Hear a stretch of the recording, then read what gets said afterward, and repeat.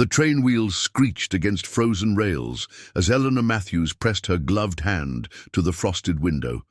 Outside, Minnesota stretched endlessly white, broken only by skeletal trees clawing at a pewter sky.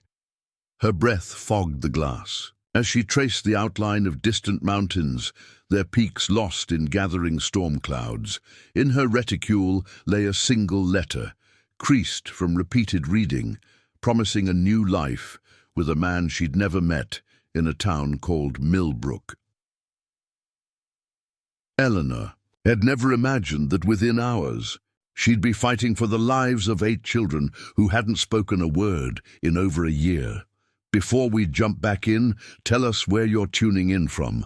And if this story touches you, make sure you're subscribed, because tomorrow I've saved something extra special for you. The blizzard struck without mercy. Eleanor had departed the train at Millbrook Station just as the first fat snowflakes began to fall. The platform stood empty except for a lone figure hunched against the wind, not the broad-shouldered rancher described in Thomas Whitmore's letters, but a rail-thin boy, barely 16, his coat too large for his frame. "Miss Matthews?" The boy's voice cracked against the howling wind. "I'm Billy Carson. Mr. Whitmore, he took sick sudden-like, sent me to fetch you to the boarding house." Eleanor pulled her woolen cloak tighter. Snow swirled thick now, turning the world into a shifting white veil. "How far is it?" Billy's eyes darted nervously toward the mountains. "About 3 miles, ma'am, but we best hurry. This storm's got teeth." They climbed into a rickety wagon, the horse's breath steaming in. Crystalline puffs. As Billy snapped the reins, Eleanor studied the town sliding past. Weathered storefronts, a church steeple barely visible through the snow, windows glowing amber against the growing darkness. This was to be her home, this frontier settlement, where she knew no one save the name on a letter. The wind picked up, driving snow horizontal across the road. Billy hunched forward, squinting through the white wall that rose before them. The horse stumbled, whinnying in distress as the wagon lurched sideways. "Can't see the path," Billy shouted over the storm's roar. "We're lost, Miss Matthews. This ain't no ordinary snow. It's a killer storm." Eleanor's hands tightened on the wagon seat. Back in Boston, she'd read about such blizzards in newspaper accounts. Storms that buried entire towns, that froze travelers solid in their tracks. She'd thought them exaggerated tales meant to sell papers. Now, feeling the wind tear at her cloak with icy fingers, she understood the stories were likely understatements. The horse reared suddenly, nearly overturning the wagon. Through the whipping snow, a dark shape loomed ahead. Not the boarding house they sought, but something else entirely. "There," Eleanor pointed through the storm. "Some kind of building." Billy squinted, his face already raw with cold. "That's the old Henderson place. Been empty for years since the fever took the family. But Miss Matthews, we got no choice. We shelter here or we die out here." They abandoned the wagon, leading the terrified horse toward the structure. It was a log cabin, larger than it had first appeared, with a stone chimney and windows dark as dead eyes. Billy kicked at the door until the frozen latch gave way, and they stumbled inside, gasping in the sudden stillness. Eleanor's breath formed clouds in the frigid air. The cabin was indeed empty. Abandoned furniture covered in dust sheets, a cold fireplace, the smell of long disuse. But it was shelter from the storm that raged beyond the walls with increasing fury. "I'll see to the horse," Billy said, his teeth chattering. "Get her into that lean-to out back. You try to get a fire started, Miss Matthews. We're going to be here a while." Alone in the dim cabin, Eleanor removed her gloves and searched for kindling. Her hands were already stiffening with cold, her elegant traveling dress wholly inadequate for frontier winters. She'd packed her finest clothes for meeting her intended husband, not for surviving in an abandoned cabin during a blizzard. As she knelt before the fireplace, arranging strips of bark and dried wood, a sound made her freeze. It was barely audible. Above the storm's howl, a soft shuffling, like mice in the walls. But mice didn't breathe with that rhythm, didn't move with such deliberate care. Eleanor rose slowly, her heart hammering. The sound came from deeper in the cabin, from what appeared to be a back room she hadn't yet explored. She took up a partially burned log as a makeshift torch and moved toward the source. The door to the back room stood ajar. Eleanor pushed it open, and the torch's flickering light revealed a sight that stole her breath entirely. 8 children, huddled together in the corner, pressed so tightly they seemed a single mass of ragged clothing and pale faces. Their ages ranged from perhaps 5 to 14, all thin as winter saplings, all staring at her with eyes that held depths no child should know. But what struck Eleanor most profoundly was their absolute silence. Not one made a sound, not a whimper, not a cry, not even the sharp intake of breath that shock should have brought. They simply watched her with those haunting eyes, waiting. Eleanor lowered the torch, her voice gentle. "Hello, children. My name is Eleanor. Are you all right?" Silence. 8 pairs of eyes tracked her movement, but no response came. The oldest, a girl with auburn hair tangled around a face too serious for her years, shifted slightly, placing protective arms around the smaller ones. Eleanor's heart clenched. These children weren't just cold and hungry. Something had happened to them, something that had stolen their voices along with their childhood innocence. Billy's boots stamped on the front porch, and he pushed through the door, snow swirling around him. "Horses settled, Miss Matthews. Got a fire going out there under the—" He stopped mid-sentence as he saw Eleanor standing in the doorway to the back room. "Billy," Eleanor said softly, never taking her eyes from the children. "Come here." Slowly. The young man approached, his own breath catching as he saw the huddled forms.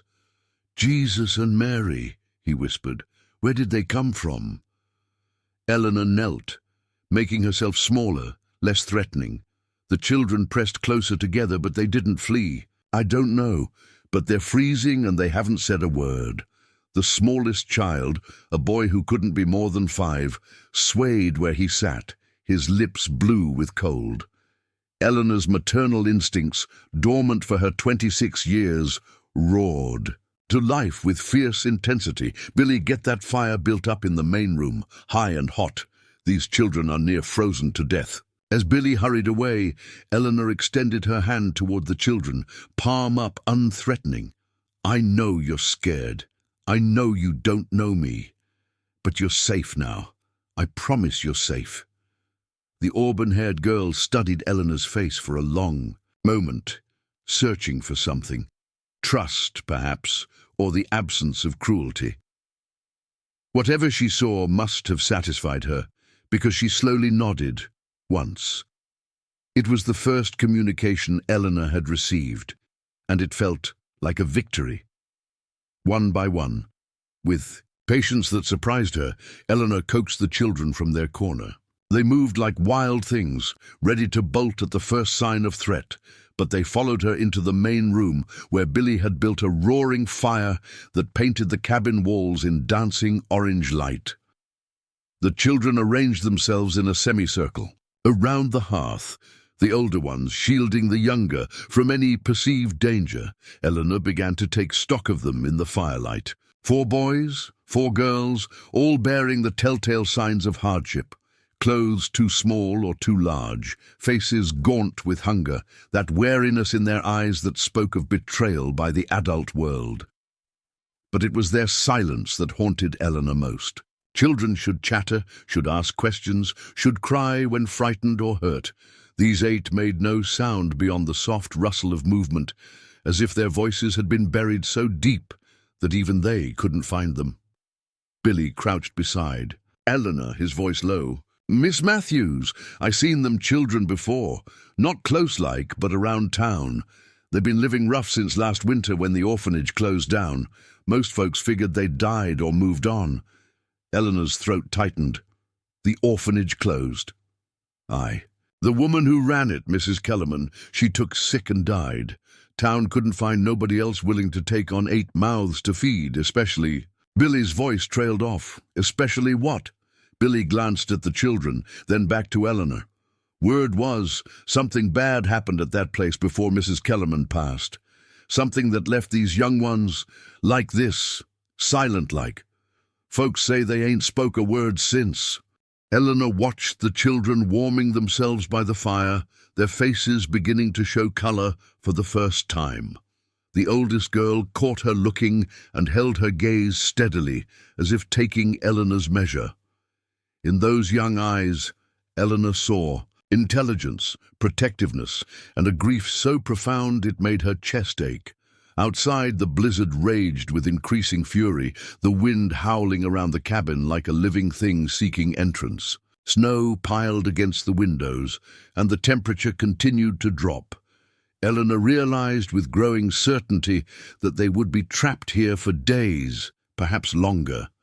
But as she looked at these 8 silent children, she felt something she hadn't experienced in years, a sense of purpose that went beyond her own survival or comfort. These children had been abandoned by a world that found them too difficult, too expensive, too damaged to care for. Eleanor Matthews had traveled west to become a mail-order bride, to start a new life with a stranger who might offer her security and companionship. Instead, she'd found something far more demanding and infinitely more meaningful. She'd found 8 children who needed her more than she'd ever been needed in her life. As if sensing her thoughts, the smallest boy, the one with fever-bright eyes and lips still tinged blue, swayed where he sat. Eleanor moved instinctively, catching him as he collapsed, his small body burning with fever despite the cold that had nearly claimed him. The other children pressed closer, their silent anxiety palpable. The auburn-haired girl reached out tentatively, touching the sick boy's forehead with a gentleness that spoke of long practice caring for the others. Eleanor looked down at the child in her arms, then up at the 7 faces watching her with desperate hope they were afraid to acknowledge. Outside, the storm showed no signs of abating. Inside, 8 lives hung in the balance, dependent on a woman who'd never cared for children, who'd come west seeking her own salvation. But as Eleanor held the fevered boy close and met the eyes of his silent siblings, she made a decision that would change not just her life, but theirs as well. These children had survived abandonment, cold, hunger, and whatever trauma had stolen their voices. They deserved more than mere survival. They deserved someone who would fight for them, protect them, love them unconditionally. Eleanor Matthews had intended to become a bride. Instead, in a storm-bound cabin with 8 silent orphans, she was about to become something far more important, a mother who would move heaven and earth to keep her children safe. Preparing and narrating this story took us a lot of time, so if you are enjoying it, subscribe to our channel. It means a lot to us. Now back to the story. The fevered boy, who couldn't weigh more than 40 pounds, burned against Eleanor's chest like a small furnace. His breathing came in shallow, rapid puffs that fogged in the cold air, despite their proximity to the fire. The other children had drawn closer, forming a protective circle around their sick companion, their eyes fixed on Eleanor with an intensity that made her acutely aware of how much they expected from her.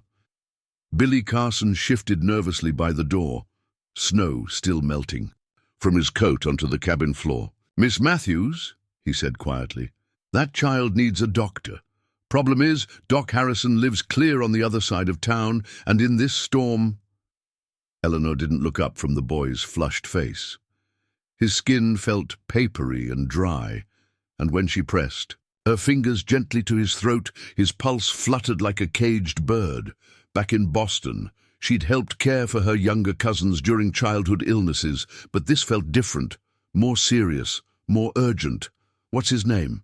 she asked the auburn-haired girl, who seemed to be the unofficial leader of the group. Silence. The girl's lips parted slightly, as if she might speak, then pressed together again. Instead, she traced letters in the dust on the cabin floor. James, Eleanor, nodded, filing away this method of communication. James, she said softly, and the boy's eyelids fluttered at the sound of his name. Can you tell me the others' names? The girl looked around at her companions, seemed to weigh something internal, then began writing again. Each name was carefully spelled out in the dirt.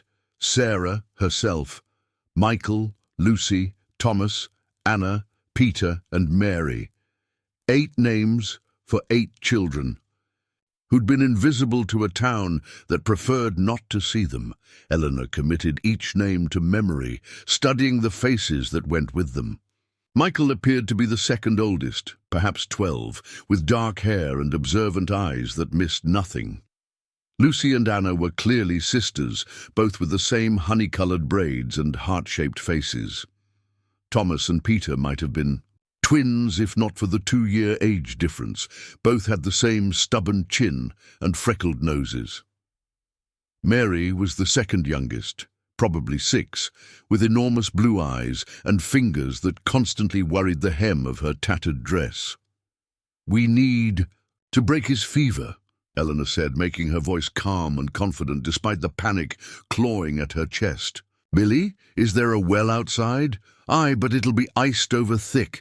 Then we'll need to melt snow. Clean snow, not what's been blown against the building.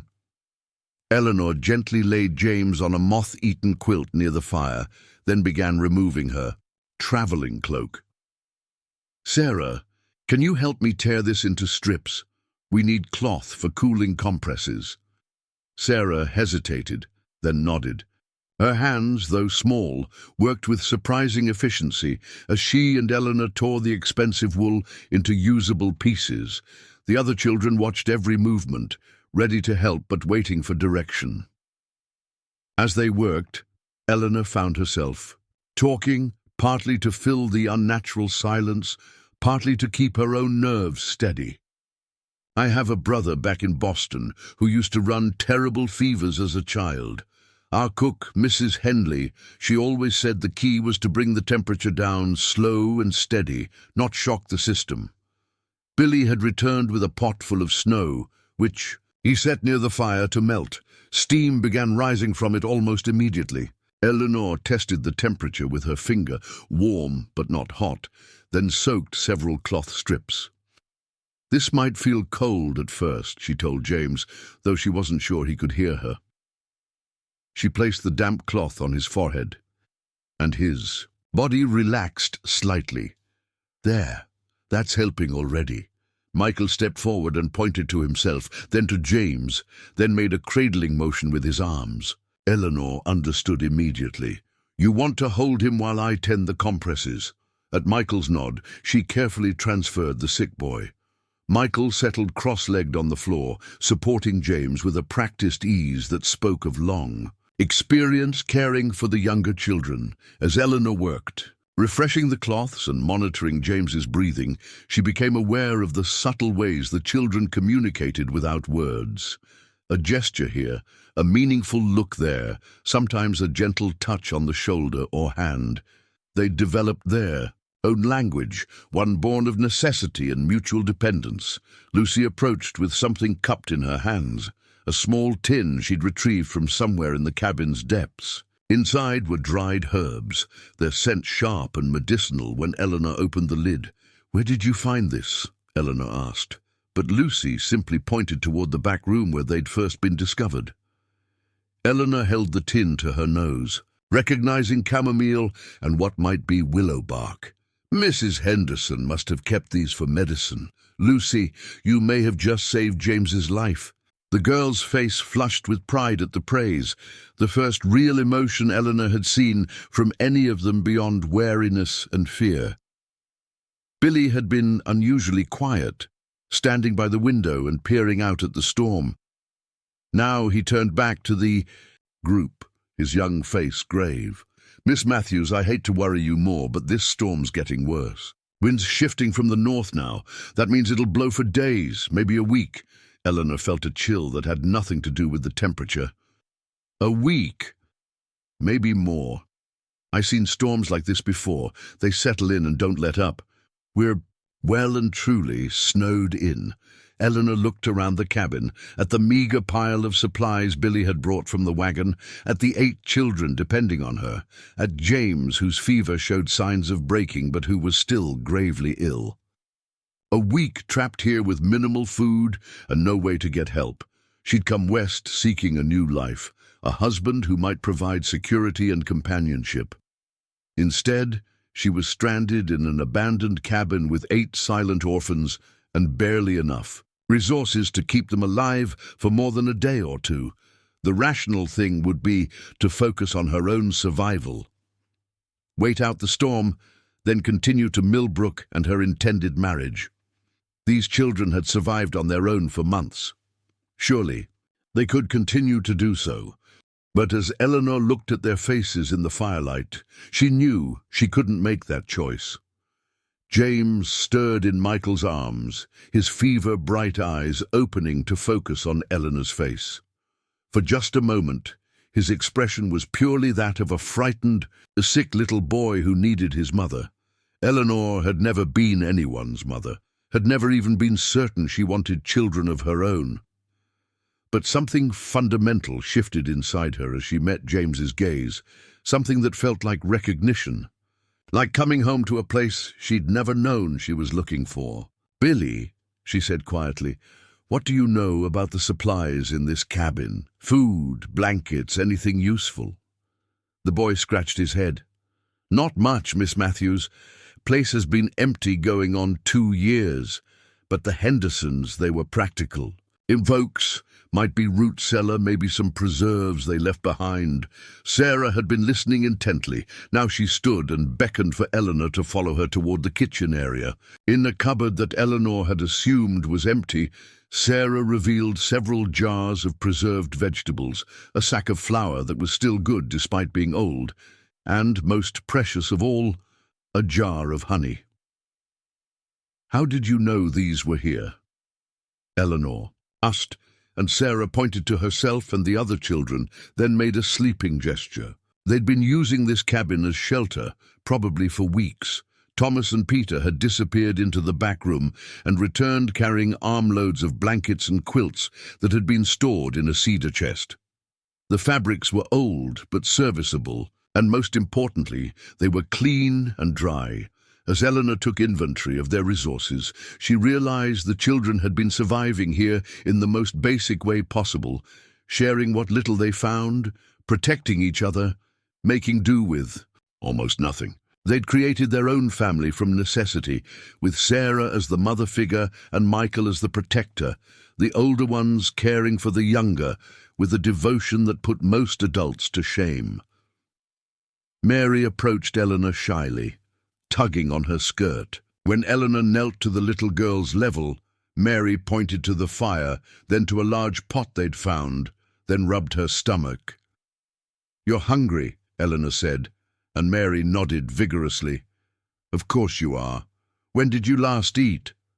Sarah held up 2 fingers, then pointed outside. 2 days ago, Eleanor realized. These children hadn't eaten in 2 days. Eleanor's decision crystallized in that moment, with perfect clarity. She'd come west to escape a life that felt empty and purposeless. She'd answered Thomas Whitmore's advertisement, seeking a wife, because she wanted to matter to someone, to be needed. Well, she was needed now, more desperately than she'd ever been needed in her comfortable but meaningless Boston existence. "Billy," she said, her voice steady with newfound resolve, "I need you to do something for me. When this storm breaks and you can get back to town, I want you to send word to Thomas Whitmore. Tell him Eleanor Matthews won't be coming to marry him after all." Billy's eyes widened. "Miss Matthews, you sure about that? I mean, these children, they're not your responsibility. You got your own life to think about." Eleanor looked around the circle of 8 faces watching her, hope flickering in their eyes like the firelight itself. James's fever had broken, and he was sleeping peacefully in Michael's arms. Sarah sat straighter, as if Eleanor's words had lifted some invisible weight from her thin shoulders. "They are my responsibility now," Eleanor said firmly. "I'm going to adopt them, all 8 of them. We're going to be a family." The silence that followed was different from the usual quiet that surrounded the children. This was a silence full of possibility, of dreams. They'd been afraid to dream. Sarah's lips parted, and for a moment Eleanor thought she might speak. Instead, tears began streaming down the girl's face, the first tears Eleanor had seen from any of them. But they weren't tears of sadness. They were tears of relief, of gratitude, of a hope so long denied it hurt to finally acknowledge it. One by one, the other children moved closer to Eleanor until she was surrounded by them, their thin arms wrapping around her in a group embrace. That felt like the most natural thing in the world. Even Michael, still holding James, shifted so he was part of the circle. Eleanor closed her eyes and held them all as tightly as she could, these 8 silent souls who'd survived abandonment and hardship through the sheer force of their love for each other. She'd come west seeking a new life, and she'd found one, just not the one she'd expected. Outside, the blizzard continued to rage, but inside the abandoned cabin, a new family had been born in the warmth of firelight and the promise of unconditional love. The morning of their second day together dawned grey and bitter, the storm showing no signs of weakening. Eleanor woke to find herself surrounded by a tangle of small bodies that had migrated toward her warmth during the night. James, much improved after his fever broke, was curled against her side with his thumb in his mouth. Mary had somehow worked her way under Eleanor's arm, while Lucy and Anna flanked her like bookends. The sight should have felt overwhelming. Eleanor had never shared a bed with anyone, let alone 5 children. But instead, it felt profoundly right, as if this was how mornings were meant to begin. Sarah sat by the dying fire, carefully feeding small pieces of wood to keep the flames alive. She'd taken first watch, Eleanor realized, protecting the others while they slept. The weight of responsibility this 14-year-old had been carrying alone made Eleanor's chest tighten with protective anger. "Good morning," Eleanor whispered, careful not to wake the others. Sarah turned and offered a small smile, the first real smile Eleanor had seen from any of the children. It transformed her entire face, revealing the pretty girl she would have been under different circumstances. Eleanor gently extracted herself from the sleeping pile and joined Sarah by the fire. Outside, wind howled around the cabin's corners, with undiminished fury, rattling the windows and sending snow spiraling past in hypnotic patterns. "How long have you been taking care of them?" Eleanor asked softly. Sarah picked up a stick and wrote in the ashes, "Since Mama Kellerman died." "That's been almost a year," Eleanor said, understanding flooding through her. "Sarah, you've been their mother for a year. You've kept them alive, kept them together. That's extraordinary." The girl's eyes filled with tears. She quickly blinked away. She wrote again, "Tried my best. Your best was enough. More than enough." Eleanor reached out and squeezed Sarah's thin shoulder. "But you don't have to carry it alone anymore. We're partners now, you and I, all right?" Sarah nodded, and some of the tension Eleanor hadn't even noticed seemed to leave the girl's narrow shoulders. The practical challenges of their situation became starkly apparent as the other children woke. 8 growing bodies needed food, and their supplies were desperately limited. Eleanor counted and recounted the preserved vegetables, the old flour, the precious jar of honey. With careful rationing, they might stretch it for 4 days, if the storm ended by then. Michael emerged as her lieutenant in organization. While Sarah had been the emotional anchor for the children, Michael possessed a practical intelligence that impressed Eleanor. He'd fashioned a crude calendar on the cabin wall, marking days with charcoal scratches. He'd also created a system for melting snow efficiently and had rigged a way to hang wet clothes near the fire without burning them. "You're quite the engineer," Eleanor told him as he demonstrated his latest invention, a series of ropes and pulleys that allowed them to access supplies stored high in the cabin's rafters. Michael flushed with pride at the compliment, standing a little straighter, The twins, Thomas and Peter, revealed themselves to be natural entertainers. As the day wore on and the younger children grew restless from confinement, the boys began an elaborate game of charades that had even serious-minded Sarah giggling silently. They acted out animals, people from town, and increasingly ridiculous scenarios that had Mary clapping her hands in delight. But it was during this game that Eleanor encountered their first real challenge as a newly formed family. Peter was in the middle of an animated portrayal of what appeared to be a very fat chicken when James suddenly scrambled to his feet and ran to the far corner of the cabin, pressing himself against the wall with his arms wrapped around his knees. His breathing came in sharp, panicked gasps, and his eyes were wide with terror. The other children immediately went silent, their playful mood evaporating. Sarah moved toward James slowly, her hands visible and unthreatening, but even she couldn't calm him. The little boy rocked back and forth, lost in some internal nightmare that none of them could reach. Eleanor approached carefully, remembering her training with skittish horses. "James, you're safe, sweetheart. You're here with us, and you're safe." But James didn't seem to hear her. His rocking became more violent and small, wounded sounds escaped his throat, the first vocalizations Eleanor had heard from any of the children. Sarah wrote quickly in the dirt, "He gets scared sometimes." "Bad memories?"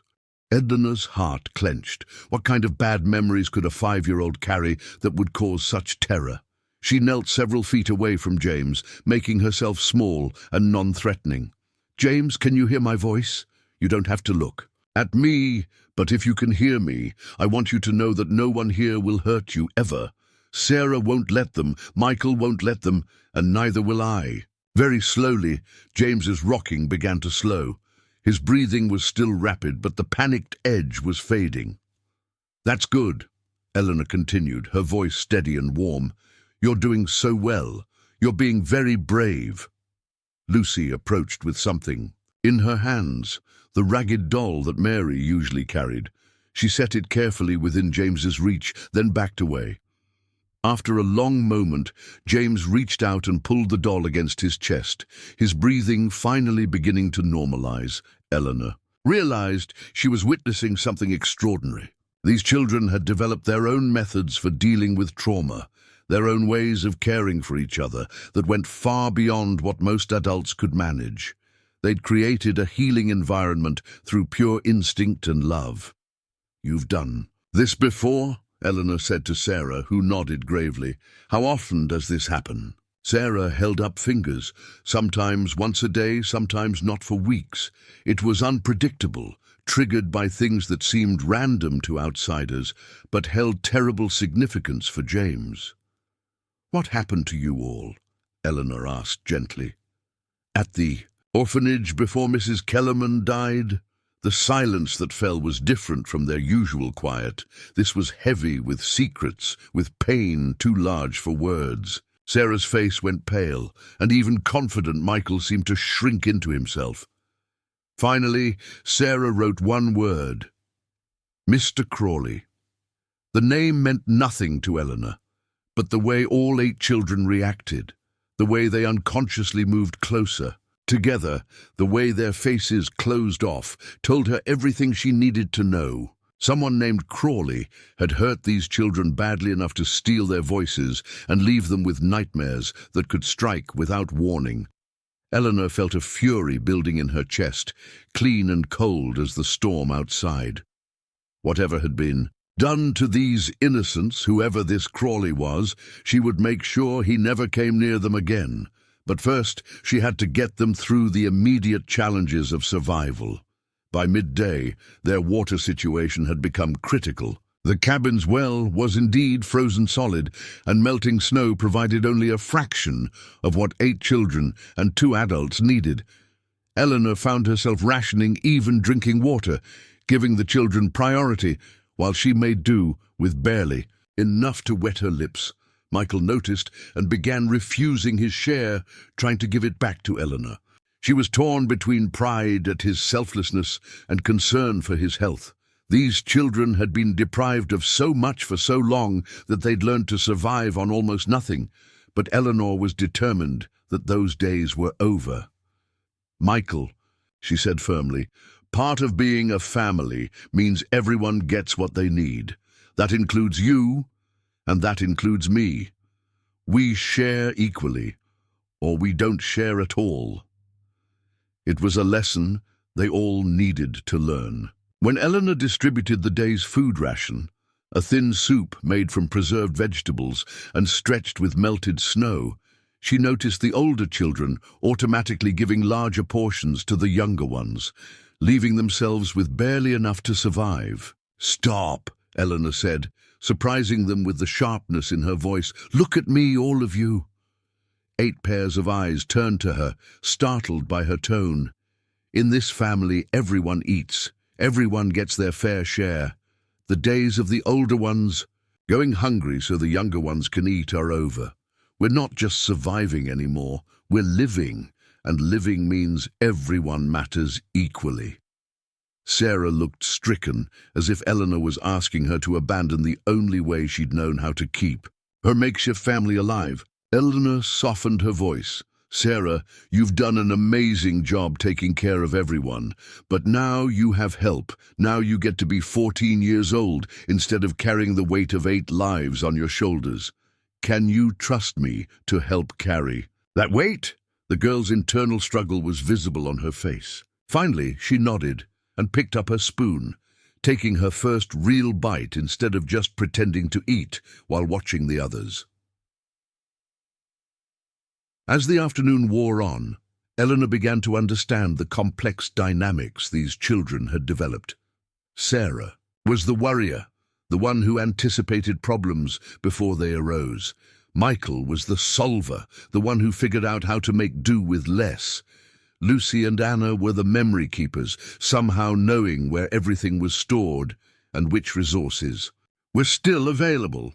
Thomas and Peter were the morale boosters, the ones who could coax smiles from even the most frightened faces. Mary was the heart, the one whose innocent joy reminded them all why they were fighting to survive. And James was their reminder of vulnerability, the living proof that some wounds took longer to heal than others. Eleanor realized she wasn't just adopting 8 individual children. She was inheriting a family structure that had been forged in hardship and tested by survival. Her job wasn't to change what they'd built together, but to strengthen it, to add the security and resources they needed to thrive instead of merely surviving. As evening approached, and they prepared for their second night together, Eleanor made another discovery that broke her heart. When it came time to distribute the thin blankets they'd found, the children automatically arranged themselves in a complex pattern designed to share warmth efficiently. The smallest in the center, the largest on the outside, everyone positioned to protect someone more vulnerable. "How long have you been sleeping like this?" Eleanor asked. "Always," Sarah wrote. "Keep everyone warm." Eleanor looked at the careful arrangement, at the way these children had solved the problem of staying alive through Minnesota winters with nothing but body heat and determination. Then she made a decision that would establish the tone for their new family dynamic. "Tonight we all sleep together," she announced. "One big pile, with me as part of it. We're a family now, and families keep each other warm." The children's faces showed a mixture of surprise and hope. They'd been operating from scarcity for so long that the idea of abundance, even the abundance of warmth and comfort, seemed almost foreign. But as they settled into their communal bed, with Eleanor in the middle and children arranged around, her like spokes on a wheel, she felt the last walls of their defenses begin to lower. James curled against her left side, Mary claimed her right arm, and the others pressed close with the trust of children who'd finally found safety. Outside, the storm continued its relentless assault, but inside their makeshift fortress, 8 orphans and 1 former mail-order bride had begun the delicate work of becoming something new, a family bound not by blood or law, but by choice and love. and the fierce determination to protect what they'd found together. Eleanor lay awake, long, after the children's breathing had settled into sleep rhythms, listening to the storm and planning. They had perhaps 2 more days of food if they were careful.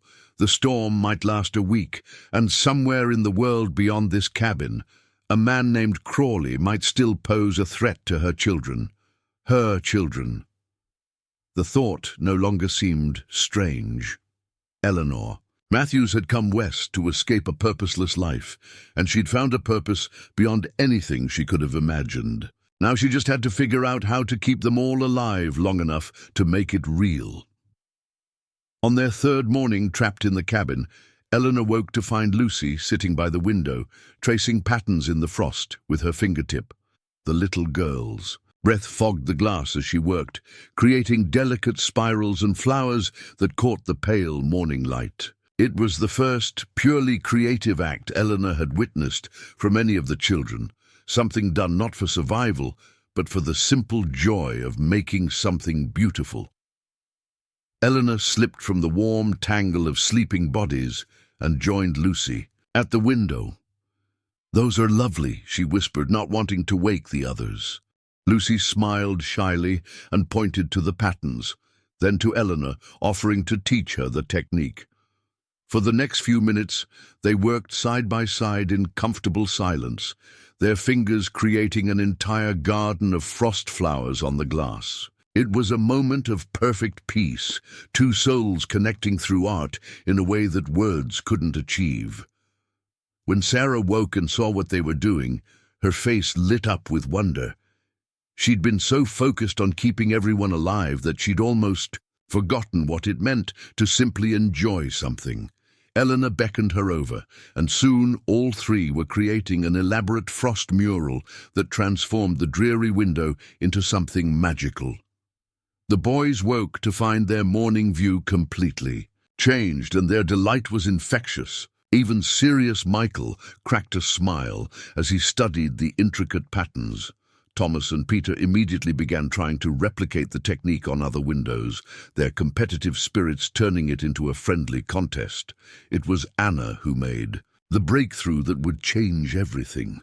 As the children admired their artwork, Anna approached Eleanor with something clutched in her small hands. When she opened her palms, Eleanor saw a collection of charred sticks from the fire, each carefully selected for size and texture.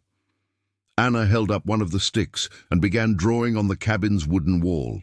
Not random marks, but careful, deliberate strokes that formed recognizable shapes. A house, a tree, a bird in flight. "Anna?" Eleanor breathed. "You're an artist." The little girl beamed at the praise, then did something extraordinary. She offered Eleanor one of the sticks and pointed to an empty section of wall, inviting her to draw too.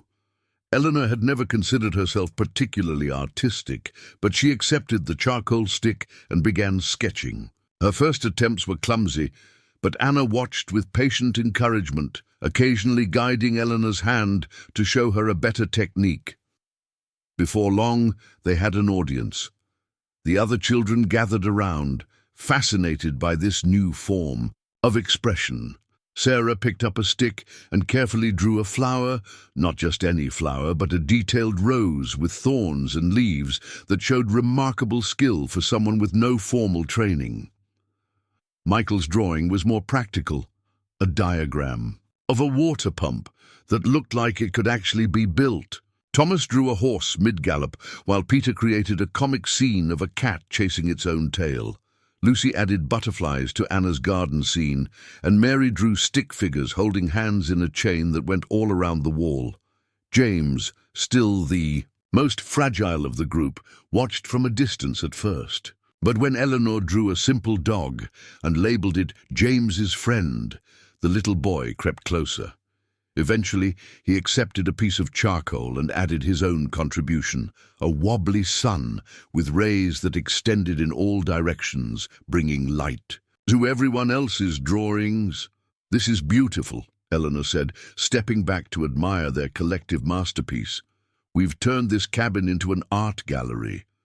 But more than that, she realized, they'd created something together. Each child had contributed their unique perspective, their individual creativity to make something none of them could have achieved alone. It was the first project they'd completed as a family, and the pride on their faces was unmistakable. Tabar. Creative breakthrough seemed to unlock something in all of them. Over the following hours, Eleanor discovered hidden talents she never would have suspected. Sarah had an incredible memory for songs and began humming melodies that gradually grew. Louder and more confident, Michael revealed an aptitude for storytelling, using gestures and expressions to act out elaborate tales that had the younger children riveted. Lucy and Anna, Eleanor learned, were natural teachers. They took it upon themselves to help James with basic skills: how to tie knots, how to sort objects by size and color, how to fold fabric into neat squares. Their patience was infinite, and their teaching methods were intuitive and effective. Thomas and Peter's talents lay in physical comedy and acrobatics. They could tumble and flip in ways that seemed to defy gravity, turning the small cabin space into their personal circus ring. But more importantly, they seemed to have an uncanny ability to sense when someone needed cheering up and would immediately launch into a routine guaranteed to produce smiles. Mary's gift was perhaps the most precious. Of all, she was a natural comforter. When anyone showed signs of sadness or fear, Mary would quietly appear at their side with a gentle touch, a shared toy, or simply her presence. She didn't need words to communicate love and support. As Eleanor watched her children display these remarkable abilities, she felt a growing anger at the world that had written them off as damaged goods. These weren't broken children. They were resilient, creative, intelligent individuals who'd been surviving impossible circumstances through sheer force of character. The afternoon brought their first real test as a family when their food situation reached a critical point. Eleanor counted their remaining supplies and realized they had enough for perhaps one more day, and that was being generous. The storm showed no signs of breaking, and Billy's estimate of a week-long siege was looking increasingly accurate. She gathered the children in a circle, their faces serious as they sensed the gravity of the situation. "We need to talk about food," Eleanor said honestly. "We don't have much left and the storm isn't ending. We need to make some decisions together." Sarah immediately began writing, "Know where to find roots." "Roots?" Eleanor asked. Michael nodded and pointed toward the back of the cabin, then made digging motions. Sarah wrote more. "Root cellar, potatoes and carrots, frozen but good." Eleanor felt a surge of hope. "You've been holding back information about food supplies?" The children exchanged glances, and Eleanor could see their internal debate. They'd learned to hoard resources, to keep secrets that might mean the difference between life and death. Trust didn't come easily when survival had depended on keeping advantages hidden. "Listen to me," Eleanor said firmly. "In this family, we share information just like we share food. If you know where there's a root cellar, that knowledge belongs to all of us. Sarah, can you show me where it is?"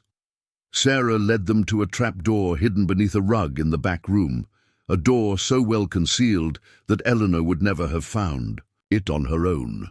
Below was a small underground chamber lined with stones, and true to Sarah's word, it contained bushels of potatoes and carrots, frozen solid but perfectly preserved by the cold. "This is incredible," Eleanor said, examining the vegetables.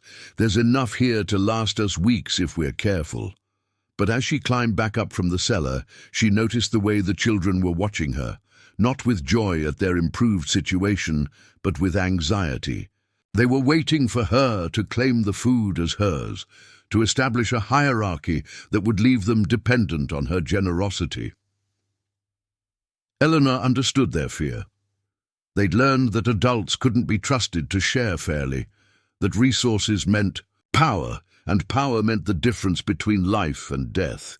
"Thomas, Peter," she said, "I need you to help me bring up enough vegetables for tonight's dinner. Sarah and Michael, can you figure out the best way to prepare them? Lucy and Anna, I want you to plan how we'll ration these supplies to last as long as possible. Mary and James, your job is to make sure everyone gets equal portions when we eat." She was giving them all ownership of the food, all responsibility for the decisions. No one person would control their survival. They would manage it together. The change in atmosphere was immediate. The children straightened with purpose, their movements becoming more confident as they took on their assigned roles. This wasn't charity or dependence. It was partnership. As they prepared their first real meal in days, Eleanor made another discovery that deepened her understanding of what these children had endured. When it came time to cook, Sarah automatically moved toward the stove, but her hands shook as she reached for the matches. "Sarah?" Eleanor asked gently. "What's wrong?" The girl stepped back, her face pale. She wrote quickly, "Not allowed to cook." "Mr. Crawley said children too stupid." Eleanor felt that cold fury building again. "Well, Mr. Crawley was wrong. You're all smart enough to do anything you set your minds to. Sarah, would you like to learn to cook properly?" What followed was Eleanor's first real teaching moment as a mother. She guided Sarah through the process of preparing the vegetables, explaining each step and the reasoning behind it. Sarah absorbed the information like a sponge, her natural intelligence evident in how quickly she grasped the concepts. But more than that, Eleanor saw the girl's confidence returning with each successful step. By the time their stew was bubbling on the stove, Sarah was standing taller, her movements sure and capable. Michael asked to learn next, then Lucy and Anna. Even the younger children wanted to help, so Eleanor found age-appropriate tasks for each of them. Thomas and Peter became expert vegetable washers, Mary learned to set the table with precise care, and James was given the important job of stirring the pot under supervision. As they worked together in the small kitchen space, bumping into each other and laughing at minor mishaps, Eleanor felt something she'd never experienced before, the profound satisfaction of watching children learn and grow under her guidance. This was what parenthood was supposed to feel like, she realized. Not just keeping children alive, but helping them discover their own capabilities and worth. When they finally sat down to eat their communal meal, the atmosphere was transformed. From their previous quiet, anxious dinners, the children chattered silently among themselves, using their gesture language, but now it was animated, excited communication rather than the careful, survival-focused exchanges Eleanor had witnessed before. James, who'd been the most withdrawn, actually giggled when Peter made a funny face across the table. It was the first sound of joy Eleanor had heard from him, and it brought tears to her eyes. After dinner, as they settled around the fire for their evening routine, Mary approached Eleanor with something hidden behind her back. When she revealed it, Eleanor gasped in surprise. It was a doll, not the ragged, headless toy they'd been sharing, but a new creation made from scraps of fabric, carefully stitched and stuffed with dried moss. Mary had been working on it secretly, using skills Eleanor hadn't even known she possessed. Mary offered the doll to Eleanor with a shy smile, and Eleanor understood immediately. This was Mary's gift to her new mother, created with the same love and hope that Eleanor had been pouring into caring for them all. "She's beautiful," Eleanor whispered, cradling the doll carefully. "What's her name?" Mary pointed to Eleanor, then to herself, then made a gesture that encompassed all the children. The doll was named for their family, Eleanor realized, their new beginning. As night fell and they prepared for sleep, Eleanor noticed that their bedtime routine had evolved. Instead of the desperate huddling for warmth she'd witnessed the first night, the children now arranged themselves in a more relaxed pattern, still close but not clinging. They were beginning to trust that warmth and safety would be there in the morning. Sarah wrote one more message before they settled in. "Thank you for teaching us we matter." Eleanor pulled the girl close, her heart full to bursting. "You've always mattered, all of you. You just needed someone to see it." As the children drifted off to sleep around her, Eleanor stared up at the ceiling and marveled at how much had changed in just 3 days. She'd come west expecting to become a wife, a helpmate to a man she'd never met. Instead, she'd become something far more challenging and infinitely more rewarding, a mother to 8 extraordinary children who taught her as much as she'd taught them. The storm still raged outside, but inside their cabin sanctuary, a family was growing stronger with each passing hour. And Eleanor knew, with a certainty that surprised her, that whatever challenges awaited them when the storm finally broke, they would face them together.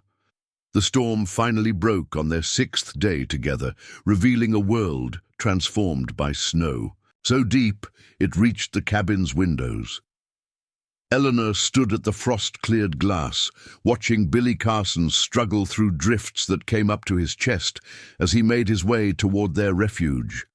Behind him, 3 other figures followed in the path he was breaking through the snow. Eleanor's stomach tightened with apprehension. She'd hoped for more time to prepare the children for the outside world's return, more time to solidify the bonds they'd been building in their isolated sanctuary. "Sarah," she called softly, "we have visitors coming." The effect on the children was immediate and heartbreaking. Sarah immediately began herding the younger ones toward the back room, her face pale with familiar panic. Michael positioned himself protectively in front of James, while the twins flanked the group like sentries. Only Mary seemed confused by the sudden shift in atmosphere, looking around at her siblings with wide, worried eyes. Eleanor knelt in front of them, her voice calm and reassuring. "Listen to me. These people don't know about our family yet. They're going to have questions, and they might not understand right away. But we're together now, and nothing is going to change that. Do you trust me?" 8 pairs of eyes studied her face, searching for any sign of the betrayal they'd learned to expect from adults. Sarah wrote quickly in the dust, "What if they take US away?" Eleanor's heart clenched, but her voice remained steady. "Then they'll have to go through me first, and I promise you that won't be easy." The knock on the door came accompanied by Billy's voice. "Miss Matthews, you all right in there?" Eleanor smoothed her skirts, wrinkled and stained from days of frontier living, and opened the door. Billy stood on the threshold, his young face creased with worry and relief. Behind him were 3 adults Eleanor didn't recognize, a stern-faced woman in black wool, a portly man with a badge pinned to his coat, and a tall, thin figure whose presence made every child in the cabin shrink backward. "Miss Matthews," Billy said, "I brought Sheriff Henderson and Mrs. Whitmore. She's the Reverend's wife, and this here is—" Billy's voice faltered as he looked at the 3rd man. "Silas Crawley," the thin man said, stepping forward with a smile that never reached his eyes. "Former administrator of the Millbrook Children's Home. I understand you've been harboring some of my charges." Eleanor felt the children's terror like a physical blow. Behind her, she heard James begin the soft whimpering that preceded his panic attacks, and Sarah's sharp intake of breath. This was the man who had broken these children's spirits, stolen their voices, and left them so damaged they couldn't trust any adult. Eleanor moved to block the doorway more completely, her shoulders squared. "Mr. Crawley, these children are no longer in your care. Mrs. Kellerman died nearly a year ago, and the orphanage closed. These children have been on their own since then." "Precisely why they need proper supervision," Crawley replied, his tone oily with false concern. "I've been searching for them ever since they ran away from their temporary placements. Children can't simply live wild like animals." Sheriff Henderson stepped forward, his expression uncomfortable but determined. "Miss Matthews, I appreciate what you've tried to do here, But these children need to be placed in proper homes. There are procedures, paperwork that needs to be filed. You can't just decide to adopt 8 orphans without going through the proper channels. Mrs. Whitmore, a woman whose stern face suggested she'd never smiled in her life, added her voice to the chorus. Young woman, you're unmarried and have no visible means of support. These children need stable homes with proper Christian families who can provide for their physical and spiritual needs. Eleanor felt the ground shifting beneath her feet, but she held her position. They have a stable home with me, and I have means of support. I have savings from Boston, and I'm perfectly capable of providing for them. Miss Matthews, Crawley, interjected smoothly, surely you can see that 8 children are too much for any single woman to handle, especially children with special difficulties. These particular orphans have behavioral problems that require firm correction. They're stubborn, disobedient, and frankly not worth the trouble they cause. Eleanor's temper flared white-hot. Not worth the trouble? These are 8 intelligent, creative, loving children who've survived abandonment and abuse through their own resourcefulness and courage. They're worth everything. Behind her, she felt rather than saw Sarah step closer, and Eleanor reached back to squeeze the girl's hand. The simple gesture seemed to give both of them strength. Sheriff Henderson shifted uncomfortably. Ma'am, I understand you've grown attached to them, but the law is clear. Unmarried women can't adopt children, especially not in these numbers. And Mr. Crawley here has legal guardianship papers signed by the territorial judge before Mrs. Kellerman died. Crawley produced a folded document from his coat pocket, his smile widening. Everything perfectly legal and proper. These children belong in my custody until suitable permanent placements can be found. Eleanor felt the world tilting around her. Legal papers, official custody, the full weight of bureaucracy and law arranged against her and the children. She thought of James's fevered face, of Sarah's patient teaching, of all the small moments of trust and love they'd built over the past week. And what kind of placements do you have in mind? Eleanor asked, though she dreaded the answer. Well, Crawley said, consulting a notebook he'd pulled from his pocket, the older boy would do well as a farmhand. Lots of families need strong backs for heavy work. The older girl could be placed as a domestic servant. The younger ones, well, there are workhouses that specialize in training children for useful occupations. Eleanor's blood turned to ice. He was talking about separating them, breaking up the family they'd fought so hard to preserve, turning Sarah into an unpaid servant, working Michael until his body broke, sending the little ones to institutions that would finish what the orphanage had started. No. The word came out harder than Eleanor intended. Absolutely not. These children stay together, and they stay with me. Mrs. Whitmore's eyebrows rose to her hairline. Young woman, you seem to have a very inflated opinion of your own authority. In this matter, you have no legal standing, no husband to provide stability, and frankly, no idea what you're getting yourself into. I know exactly what I'm getting into, Eleanor replied.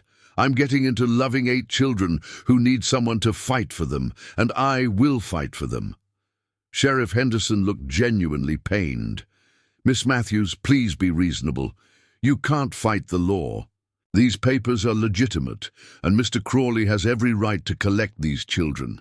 Eleanor felt Sarah's grip tighten on her hand, felt the collective terror of the children behind her like a palpable force. She thought of James's artwork on the wall, of Mary's handmade doll, of all the small victories they'd celebrated together. Then she remembered something, a conversation from her Boston life that had seemed unimportant at the time. Sheriff Henderson, Eleanor said carefully, what exactly does the law say about married women adopting children? The sheriff frowned. Well, married women can adopt with their husband's consent, assuming they can prove adequate means of support and moral character. But Miss Matthews, you're not married.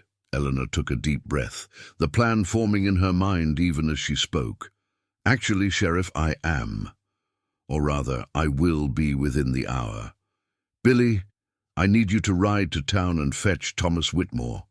Tell him Eleanor Matthews is ready to honor their marriage contract immediately." The silence that followed was deafening. Billy's mouth fell open, Sheriff Henderson blinked in confusion, and Mrs. Whitmore gasped audibly. But it was Crawley's reaction that told Eleanor she'd found the right weapon to fight him with. His confident smile faltered, and something like panic flickered in his pale eyes. "Miss Matthews," Mrs. Whitmore sputtered, "you can't possibly be serious. Marriage is a sacred institution, not a legal convenience to be manipulated for protecting children from harm." Eleanor interrupted. "I think God would approve of using marriage to save 8 innocent lives, don't you?" Crawley stepped forward, his facade of concern slipping to reveal the calculating predator beneath. "This is highly irregular. Even if you marry this Whitmore fellow, there's still the matter of my guardianship papers. Legal custody doesn't simply transfer because of a hasty wedding." "Perhaps not," Eleanor said, "but it does mean that any custody decisions would need to be reviewed by a family court judge with proper representation for all parties involved. That process could take months, during which time the children would remain in their current placement. With me—" Sheriff Henderson was nodding slowly, his expression thoughtful. "She's not wrong, Crawley. Married couples do have stronger legal standing in custody matters, and given that these children have been living with Miss, or rather Mrs. Whitmore-to-be, for a week already, and appear to be in good health—" "Appear to be in good health?" Crawley's voice rose with frustration. "Sheriff, these children are severely disturbed. They don't speak, they have violent episodes, they're completely unmanageable. No decent family would want them, which is why alternative arrangements are necessary." Eleanor felt Sarah flinch behind her at Crawley's words, and her protective fury reached a new level. "The only thing disturbing about these children is what someone did to them to make them afraid to speak. And I have a pretty good idea who that someone was." The accusation hung in the air like smoke. Crawley's face flushed red, then went pale. "I don't know what you're implying, but I assure you that any discipline administered at the orphanage was entirely appropriate and necessary." "Discipline?" Eleanor stepped forward, her voice deadly quiet. "Is that what you call terrorizing children so badly they lose their voices? Is that what you call breaking their spirits so thoroughly they expect every adult to hurt them?" Mrs. Whitmore looked between Eleanor and Crawley, her stern expression wavering as she began to piece together the implications. Sheriff Henderson's hand had moved unconsciously to rest on his gun belt, his lawman's instincts apparently recognizing a threat when he saw one. Billy, who'd been listening to the exchange with growing understanding, suddenly spoke up. "Mr. Crawley, maybe you should know that these children have been talking some. Not out loud, but they've been writing and drawing and such. Seems like they got plenty to say when they feel safe enough to say it."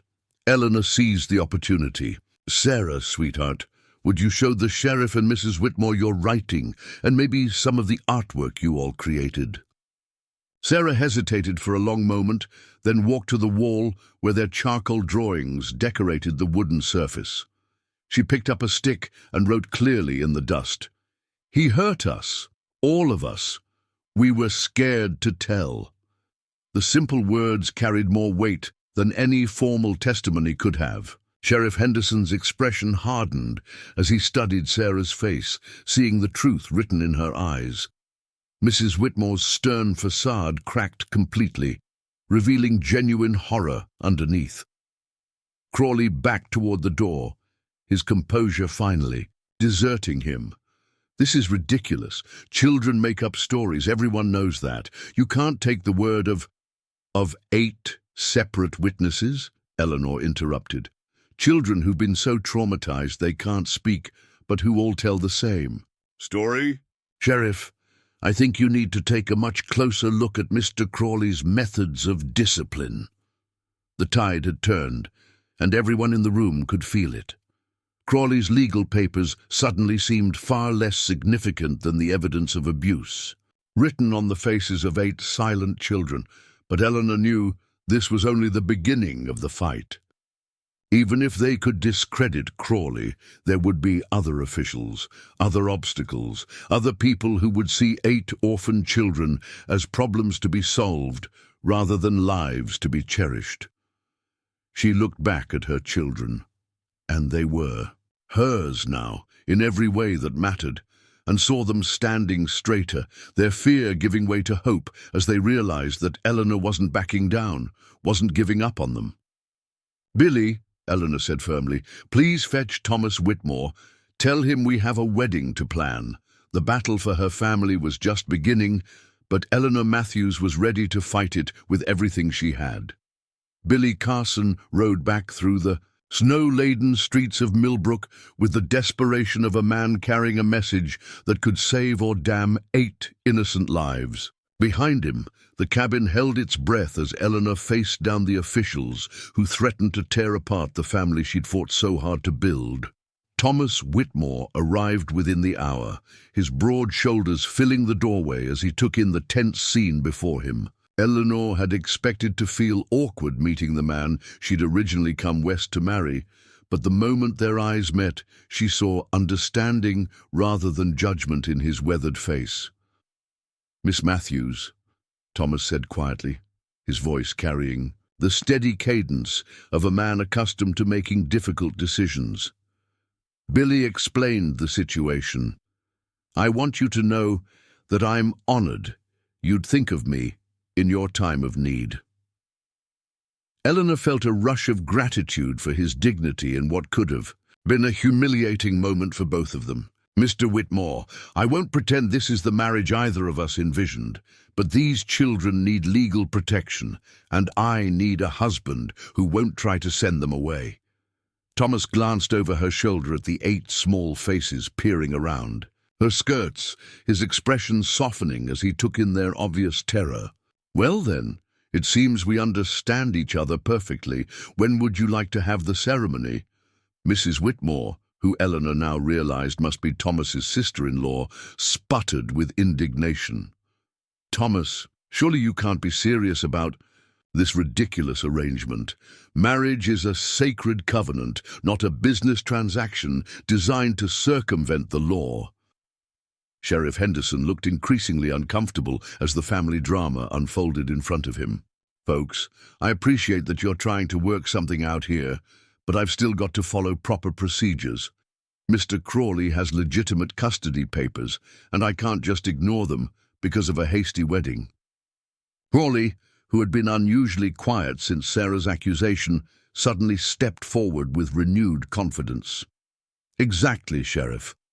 And I should point out that even if this woman marries Mr. Whitmore, there's still the matter of her fitness. As a guardian, 8 children require significant resources, and I have serious doubts about their ability to provide adequately." Eleanor felt the familiar cold fury building in her chest, but it was Thomas who responded first. "Mr. Crawley," he said, his voice deceptively mild, "I own 3 sections of prime farmland, 200 head of cattle, and the largest grain operation in the county. I think we can manage to feed 8 children." The dismissive confidence in Crawley's voice faltered slightly, but he pressed on. "Financial resources aren't the only consideration. These particular children have special needs, behavioral problems that require experienced handling. They've been known to be violent, destructive. That's enough." The words came not from Eleanor or Thomas, but from Sarah, who had stepped out from behind Eleanor's skirts to face Crawley directly. Her voice was barely above a whisper, rusty from disuse, but it carried with absolute clarity in the sudden silence. Every adult in the room stared at the 14-year-old girl who had just spoken for the first time in over a year. Sarah's hands shook, but she stood straighter, finding strength in finally giving voice to the truth she'd carried for so long. "You're the one who was violent," Sarah continued, her voice growing stronger with each word. "You hit James for crying. You locked Lucy in the cellar for 3 days because she broke a dish. You told us every day that we were worthless, that nobody would ever want us." The other children began moving closer to their sister, drawing courage from her brave example. Michael stepped up beside Sarah, his young voice cracking as he found the words he'd been holding inside. "He said we were too stupid to learn anything," Michael added, "made us stand in corners for hours if we asked questions, called us animals." Anna's whisper was barely audible. "He hurt Mary when she tried to help Thomas." One by one, the children began to speak, halting, frightened, but finally giving voice to the horrors they'd endured. Each testimony was like a nail in Crawley's coffin, and Eleanor watched the man's face cycle through anger, fear, and desperate calculation. Sheriff Henderson's expression had grown progressively darker as he listened to the children's accounts. His hand now rested openly on his gun belt, and when he looked at Crawley, there was no trace of the deference he'd shown earlier. "Mr. Crawley," the sheriff said slowly, "these are some pretty serious accusations, and coming from 8 different children." "Children lie," Crawley snapped, his composure finally cracking completely. "They make up stories to get attention, to avoid consequences for their bad behavior. You can't possibly take the word of these little liars over mine." The moment the word liars left his mouth, Eleanor saw something shift in Thomas Whitmore's face. The quiet farmer stepped forward, and suddenly Crawley was looking up at 6 feet of solid muscle and barely contained rage. "Mister," Thomas said, his voice deadly quiet, "I suggest you choose your next words very carefully, because calling these children liars while they're telling the truth about being abused sounds an awful lot like a confession to me." Mrs. Whitmore, who had been silent throughout the children's testimonies, suddenly spoke up. "Silas Crawley, I remember you now. You applied to work at our church's Sunday school program 2 years ago. Reverend Whitmore turned you down because something about you made him uncomfortable. He said you seemed to enjoy the idea of having authority over children a little too much." The pieces were falling into place, and Crawley could see his position crumbling. He made one last desperate play, pulling out his custody papers and waving them at Sheriff Henderson. "These are legal documents signed by a territorial judge. My guardianship is legitimate regardless of whatever stories these children choose to tell. The law doesn't care about their feelings. It cares about proper procedure and legal authority." Sheriff Henderson took the papers and examined them carefully, his expression thoughtful. "You know, Crawley, there's something interesting about these documents. They're dated 3 weeks after Mrs. Kellerman died." So how exactly were you appointed guardian of children who had already run away and been declared missing? How did a judge award custody of kids whose whereabouts were unknown?" Crawley's face went pale, then flushed red as he realized his mistake. The judge understood that the children needed proper supervision, that they would eventually be found. Or, Sheriff Henderson continued, his voice growing harder, "these documents are fraudulent, which would make you guilty of falsifying legal papers, attempted kidnapping, and probably a whole lot more when I start investigating what really happened at that orphanage." The room erupted into chaos. Crawley lunged toward the door, but Thomas Whitmore moved faster, blocking his path with an arm like an iron bar. Eleanor instinctively pushed the children behind her as Crawley spun around, his face twisted with rage and desperation. "You have no idea what you're interfering with," Crawley snarled at Eleanor. "These children are damaged goods. They'll never be normal, never be worth the trouble they cause. I was doing everyone a favor by finding them places where they could at least be useful."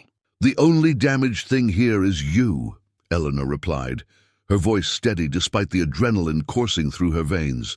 "These children are the bravest, most resilient people I've ever met. They survived you, and they'll thrive without you." "Sheriff," Henderson had his handcuffs out now, and Crawley seemed to realize that his game was finally up. But cornered animals are dangerous, and Silas Crawley was nothing if not a predator backed into a corner. "Fine," he said, his voice taking on a mockingly conversational tone. have your little family. But you should know that I'm not the only one who knows about these children. There are others in the territorial administration who will be very interested to learn about 8 orphans being harbored by an unmarried woman with questionable morals. Eleanor felt ice form in her stomach. What do you mean? Crawley's smile was pure poison. I mean that even if you marry your farmer friend, there will be investigations, background checks, inquiries into your past, your finances, your moral and character. Did you really think you could just disappear from Boston without anyone noticing? Without anyone caring where Eleanor Matthews went? The blood drained from Eleanor's face as she realized what Crawley was implying. Her departure from Boston hadn't been entirely voluntary. There had been a scandal, a family disgrace that had made staying impossible. Nothing criminal, but the kind of social ruin that could be twisted and used against her if the wrong people started asking the right questions. Crawley saw her expression change and pressed his advantage. That's right, Miss Matthews.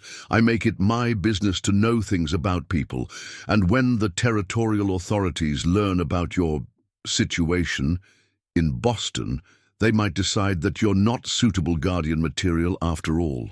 Thomas stepped closer to Eleanor, his presence steady and reassuring. Whatever happened in Boston doesn't matter here. We make our own judgments about people based on what we see, not on gossip and rumors. But Eleanor knew Crawley was right about one thing.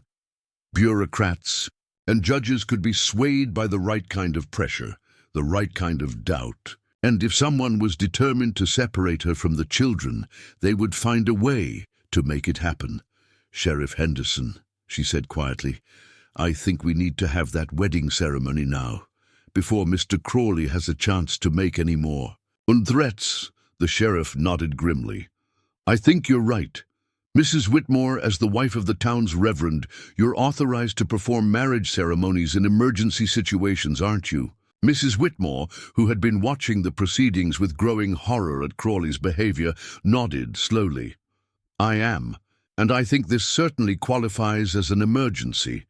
As Sheriff Henderson secured the handcuffs around Crawley's wrists, the defeated man made one final attempt to destroy the family Eleanor had fought so hard to protect. You think marriage will save you? He laughed bitterly. There are people in the capital who owe me favors, people who will make sure these children end up exactly where I wanted them to go.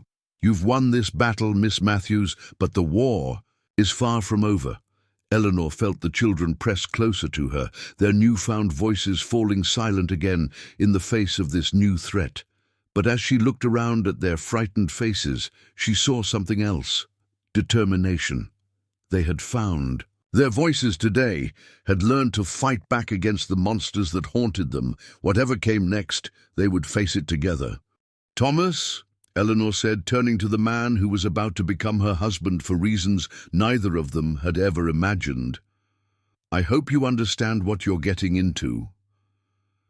Thomas smiled, and for the first time since this ordeal began, Eleanor saw genuine warmth in his eyes. Ma'am, I've been a bachelor farmer for 42 years. I think 8 children and a wife with more courage than sense might be exactly what this old place needs. As Mrs. Whitmore began the hasty ceremony that would legally bind Eleanor and Thomas together, Sheriff Henderson dragged a still threatening Crawley toward the door. But Eleanor knew this was only the beginning of a much larger fight. Crawley's connections, his threats of official interference, the investigations he'd promised, all of it was coming. And when it arrived, Eleanor would need to be ready with more than just legal marriage papers to protect her family. She would need to be ready for war. 3 weeks after Eleanor Matthews became Eleanor Whitmore, in a ceremony conducted over Silas, Crawley's threats and curses, the official delegation arrived from the territorial capital. Eleanor watched from the kitchen window of Thomas's sprawling farmhouse as 3 black carriages wound their way up the snowy drive, their occupants no doubt armed with paperwork designed to tear apart everything she'd built with the children. The Teja farmhouse had been transformed in those 3 weeks. What had once been a bachelor's sparse quarters now rang with the sounds of children's laughter and busy feet. Sarah had taken charge of organizing the household with the efficiency of a seasoned housekeeper, while Michael had thrown himself into learning every aspect of farm operations from Thomas. The younger children had blossomed in the security of their new home, their personalities emerging like flowers after a long winter. But now winter was returning in the form of 3 stern-faced officials climbing down from their carriages. Eleanor dried her hands on her apron and called to Sarah, who was helping the twins with their arithmetic at the kitchen table. "Sarah, take the children upstairs and keep them quiet. Whatever happens down here, don't let them come down until I call for you." Sarah's face went pale, but she nodded and began efficiently herding her siblings toward the stairs. The children had grown to trust Eleanor's judgment completely, and they followed Sarah without argument, though Eleanor caught the worried glances they exchanged. Thomas came in from the barn, his boots stamping snow on the mat as he saw the official carriages. "I sent Billy to fetch Sheriff Henderson," he said quietly. "Whatever they're planning, we won't face it alone." Eleanor squeezed his arm gratefully.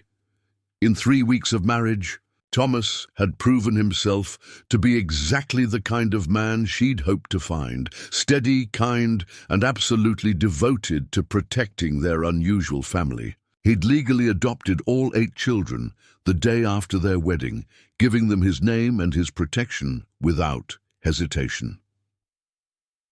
The knock on the door came with the authority of government behind it. Eleanor smoothed her skirts and opened it too. Find 3 men in expensive suits, their faces set in expressions of official disapproval. "Mrs. Whitmore," the eldest said, consulting a leather portfolio. "I am Judge Harold Brennan from the Territorial Court. These are Inspector Marcus Webb from the Department of Child Welfare and Attorney General Charles Morrison. We're here to conduct an official investigation into the custody arrangements of 8 minor children currently residing in this household." Eleanor's heart sank, but she kept her voice steady. "Of course, gentlemen. Please come in." They entered like a military formation, their eyes taking in every detail of the comfortable home. The children's artwork on the walls, the extra chairs around the dining table, the obvious signs of a house filled with young lives. Judge Brennan settled into Thomas's favorite chair with the air of a man accustomed to having his authority acknowledged. "Mrs. Whitmore, we have received some very disturbing reports about the circumstances surrounding your acquisition of these children. Reports suggest that you may have interfered with legal custody proceedings and entered into a fraudulent marriage for the sole purpose of circumventing territorial law." Eleanor felt Thomas stiffen beside her, but his voice remained calm. "With respect, Your Honor, there's nothing fraudulent about our marriage. Eleanor and I are legally wed, and we've officially adopted all 8 children through proper channels." Inspector Webb spoke up, his thin voice carrying the weight of bureaucratic certainty.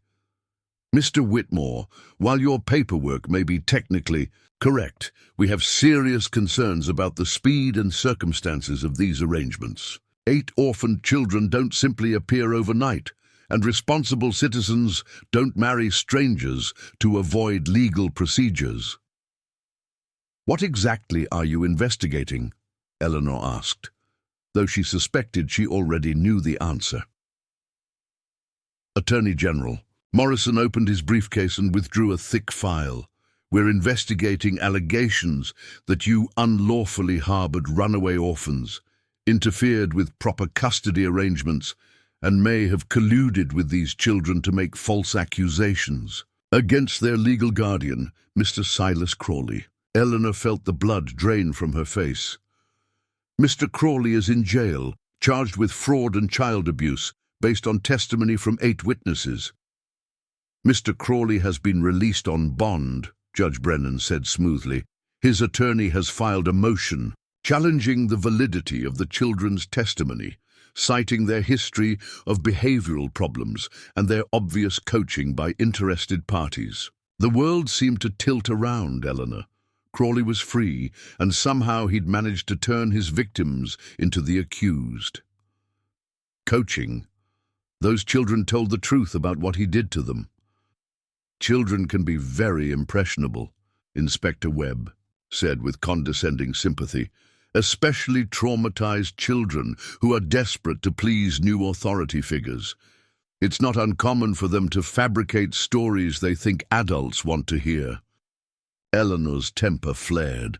So 8 separate children all fabricated the same detailed accounts of abuse. 8 children who hadn't spoken in over a year suddenly found their voices just to lie about the man who terrorized them. Mrs. Whitmore, Judge Brennan said sternly, your emotional attachment to these children is understandable, but it's also clouding your judgment. We have a responsibility to ensure that child placement decisions are made based on facts and proper procedures, not on sentiment and hasty arrangements. Thomas leaned forward in his chair. And what do you consider proper procedure? Allowing a man you know abused children to maintain custody, separating 8 siblings who've survived together through circumstances that would break most adults. Attorney General Morrison consulted his notes. Mr. Whitmore, we appreciate your willingness to take responsibility for these children, but we also have concerns about your own suitability as a guardian. You're a 42-year-old bachelor with no previous experience with children, married to a woman with a questionable past and no domestic experience.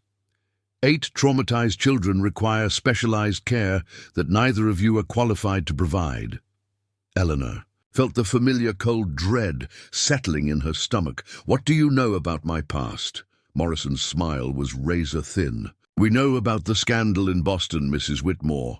We know about the gambling debts your father accumulated, the social disgrace that drove you to seek a marriage arrangement with a stranger. We know about the questions surrounding your sudden departure from Boston and the creditors you left behind. Eleanor's hands clenched in her lap. Her father's gambling had indeed caused a scandal, but she'd paid every cent of his debts before leaving Boston. The questionable past they were referring to was nothing more than the social embarrassment of being associated with financial ruin. But she could see how it would sound to a judge who had already made up his mind.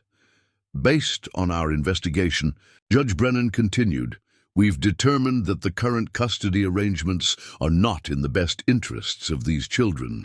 We'll be removing them from this household and placing them in more suitable environments. Eleanor shot to her feet, her chair scraping against the wooden floor. More suitable environments? You mean you're giving them back to Crawley?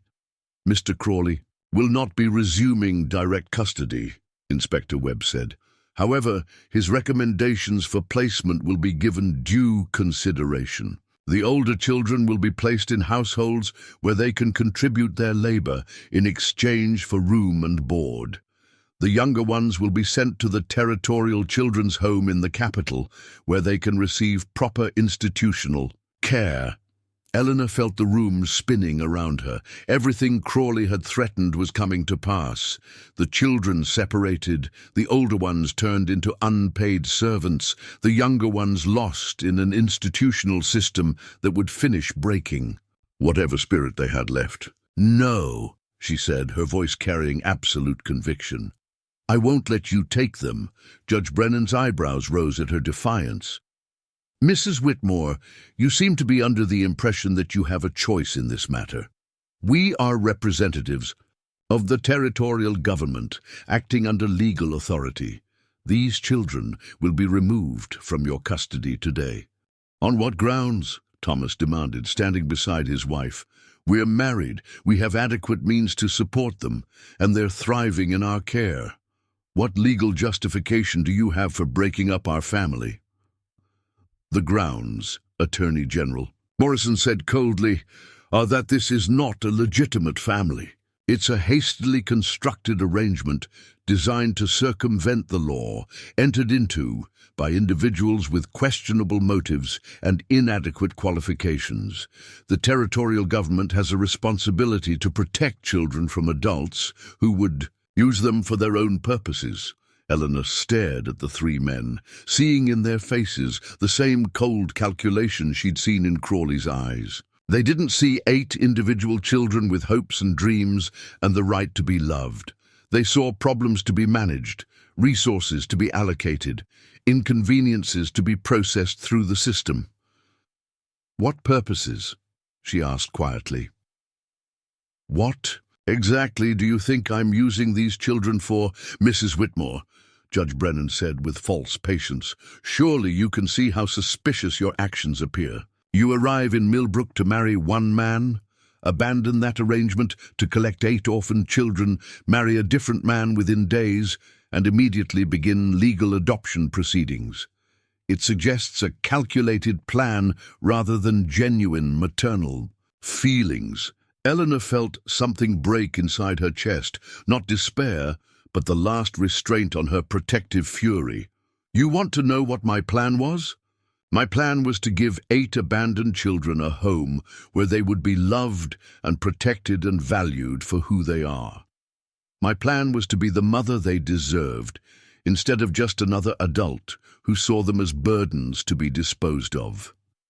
She moved toward the stairs, her voice growing stronger with each word. "My plan was to show them that not all adults are monsters, that some people can be trusted, that they matter enough to fight for."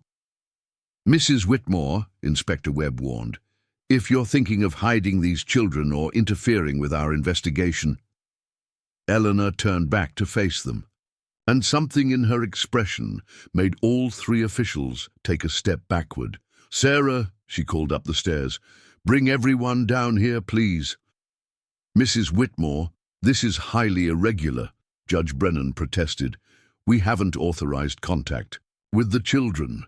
"These are my children," Eleanor said firmly, "and they have a right to know what's happening to them." The children came down the stairs in their usual protective formation, Sarah leading, the older ones shielding the younger. But Eleanor noticed something different in their posture. They were frightened, yes, but they weren't cowering. 3 weeks of security and love had given them something Crawley had tried to destroy: the belief that they had worth, that they deserved protection. Sarah looked between the officials and Eleanor, her young face grave with understanding. "They want to separate us," she said quietly. It wasn't a question. Eleanor knelt to bring herself to eye level with all 8 children. "They want to take you away from here, to split you up and send you to different places. But I want you to know that Thomas and I will fight this with everything we have." James, who had been clinging to Sarah's skirt, stepped forward and wrapped his arms around Eleanor's neck. "Don't let them take us," he whispered, his small voice carrying the weight of all their shared fears. Judge Brennan cleared his throat uncomfortably. "Children, we understand that leaving might seem frightening, but we're here to help you. The places you're going will be better equipped to take care of your special needs." Sarah stepped forward, her voice steady, despite the tears streaming down her face. "Our special need is to be together. Our special need is to be loved. This is where we belong." One by one, the other children moved to surround Eleanor and Thomas, forming a protective circle that seemed to draw strength from their unity. They weren't the silent, terrified wraiths Crawley had created. They were a family, and they were prepared to fight for each other.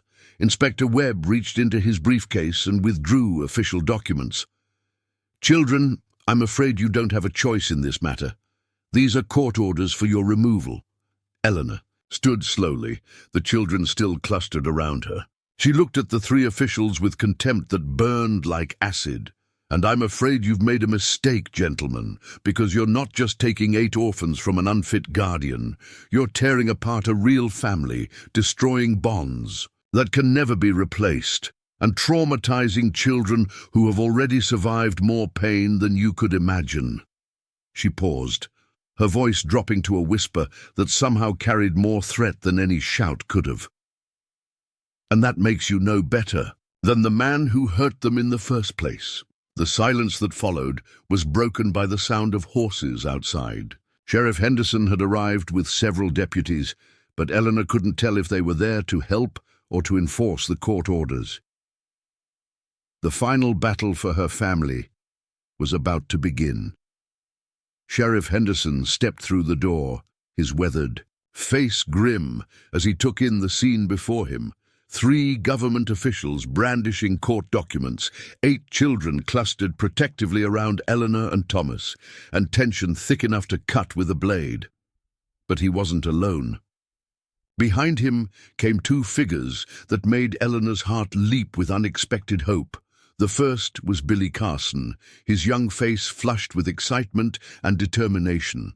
The second was a woman Eleanor had never seen before, elderly, impeccably dressed, with silver hair and sharp, intelligent eyes that seemed to catalogue every detail of the confrontation. "Sorry I'm late," Sheriff Henderson said, his hand resting casually on his gun belt, "but I brought someone who I think you all need to meet. This is Mrs. Victoria Ashford from the State Attorney General's office." Judge Brennan's face went pale. "Mrs. Ashford, what brings you to Millbrook?" The elderly woman stepped forward with the confidence of someone accustomed to command. "I'm here because my office has been conducting an investigation into territorial adoption procedures, and your case has raised some very interesting questions, Judge Brennan." Inspector Webb cleared his throat nervously.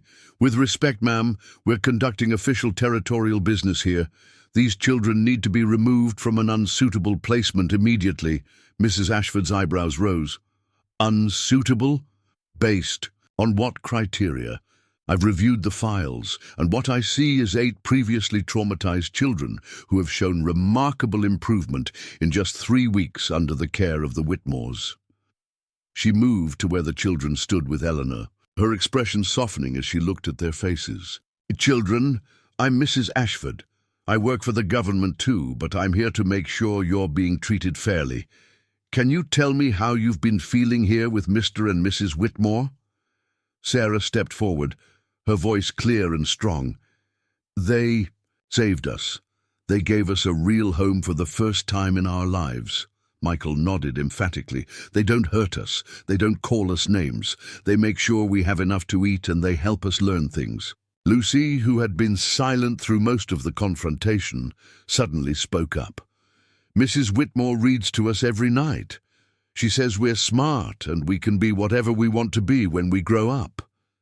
Mrs. Ashford smiled, but when she turned back to the officials, her expression was steel. "Gentlemen, these don't sound like the testimonies of children in an unsuitable placement.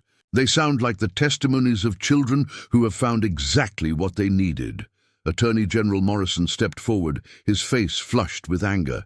"Mrs. Ashford, with all due respect, you're overstepping your authority here. These are territorial matters, and we have court orders." "Yes, about those court orders," Mrs. Ashford interrupted, pulling a folder from her briefcase. "Billy here brought me some very interesting information about how those orders were obtained." Billy stepped forward, practically vibrating with excitement. "Mrs. Ashford, tell them what we found." Eleanor looked between Billy and Mrs. Ashford, hope blooming in her chest despite her efforts to contain it. "What did you find?" Mrs. Ashford opened her folder and withdrew several documents. "What we found, Mrs. Whitmore, is that Silas Crawley has been running an elaborate scheme for over 2 years. He would gain custody of orphaned children through fraudulent paperwork, then sell them to families or businesses looking for cheap labor. The money he made from these transactions was split with certain territorial officials who helped facilitate the process." The silence that followed was deafening. Judge Brennan had gone white as a sheet, while Inspector Webb and Attorney General Morrison exchanged panicked glances. Thomas found his voice first. "You're saying these men were part of Crawley's operation?" "Not just part of it," Mrs. Ashford replied. "According to the evidence Billy uncovered, they were essential to it. Judge Brennan signed fraudulent custody orders. Inspector Webb falsified home evaluations to justify child removals, and Attorney General Morrison provided legal cover for the entire operation.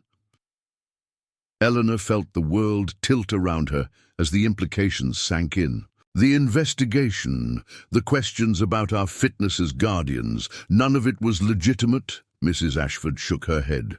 It was all designed to get these children back into Crawley's system so he could complete the sales he'd already arranged. 8 healthy children could bring a substantial profit, especially when sold to mining operations or textile mills that don't ask too many questions about working conditions. Sarah gasped, her hand flying to her throat. They were going to sell us? Eleanor moved immediately to gather the children closer, her protective instincts blazing. No one is selling anyone. Not now, not ever. Sheriff Henderson stepped forward, his expression grim. Mrs. Ashford, what kind of evidence are we talking about here? Billy could barely contain his excitement as he answered. We found Crawley's ledger books, Sheriff.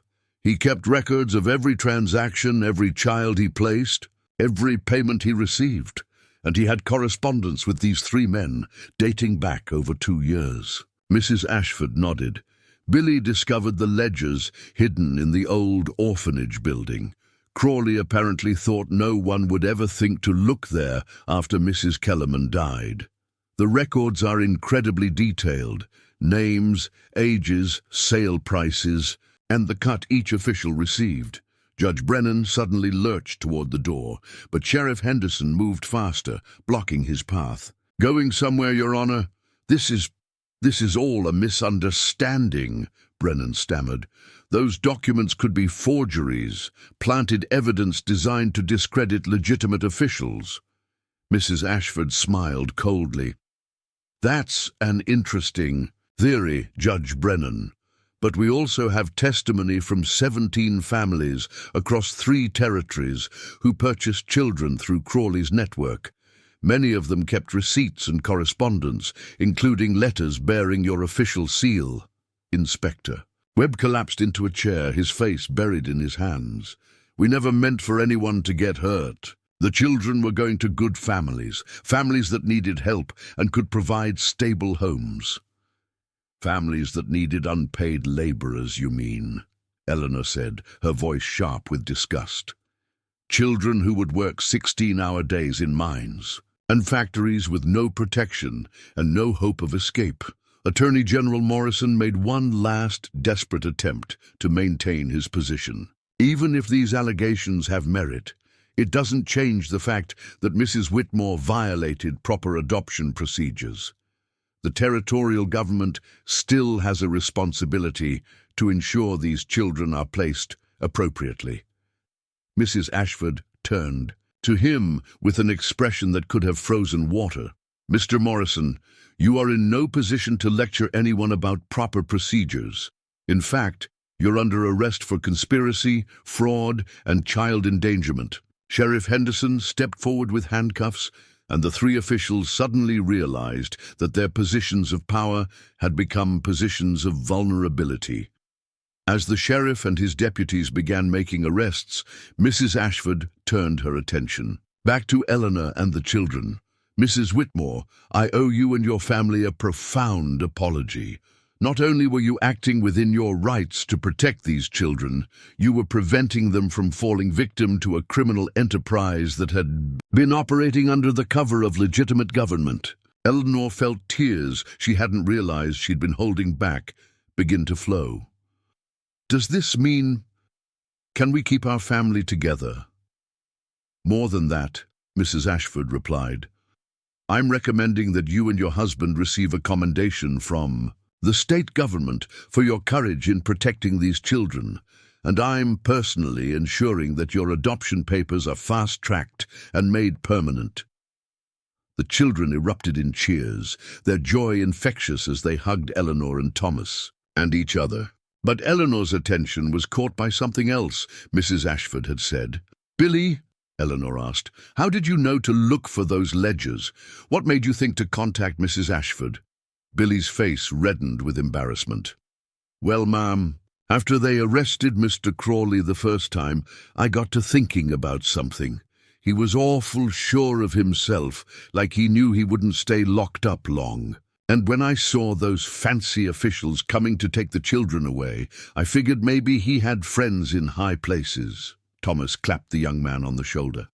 That was smart thinking, Billy. You may have saved more than just our family. Mrs. Ashford nodded approvingly. Billy's investigation has uncovered evidence of similar schemes in 4 other territories. We estimate that over 200 children have been victims of this network over the past 5 years. Eleanor felt sick thinking about all the other families that had been torn apart, all the other children who hadn't been as fortunate as hers. What happens to the children who are still trapped in those situations? We're working to identify and rescue them, Mrs. Ashford replied. And we're using Crawley's records to prosecute everyone involved in the scheme. It's going to be a long process, but justice will be served. As the arrested officials were led away, Eleanor found herself surrounded by her 8 children, their faces shining with relief and joy. The threat that had loomed over them was gone, but more than that, they had been validated. The world had finally acknowledged that they deserved love and protection, and the chance to be a real family. Sarah approached Eleanor with tears streaming down her face. Is it really over? Are we really safe? Eleanor knelt to look her eldest daughter in the eyes. It's really over, sweetheart. You're all safe, and you're all home, and no one is ever going to take you away from us again. Thomas joined them, wrapping his arms around as many children as he could reach. You know what this means? He said with a grin.